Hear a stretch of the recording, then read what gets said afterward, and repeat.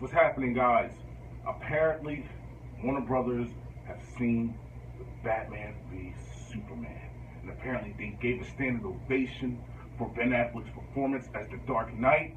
And you know Ben Affleck had The Accountant and Live by Night coming out next year. And apparently Warner Brothers was like, wait a minute. No, push those back.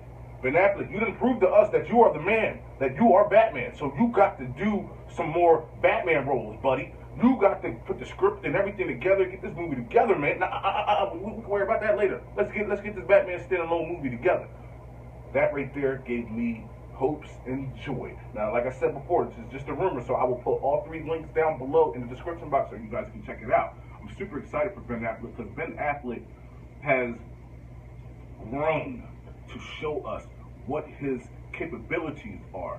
You know, yeah, okay, a lot of people's gonna go back to Daredevil and stuff like that, but guys, let that die. Let that rest, okay? That's done and over with. So, you here So, with I personally think... No. I apologize about that. I'm watching Power and it already started, so I apologize about that. But I'm super excited for Ben Affleck because he has grown. He has shown us that he is the man for this job. He has taken his Batman role very seriously.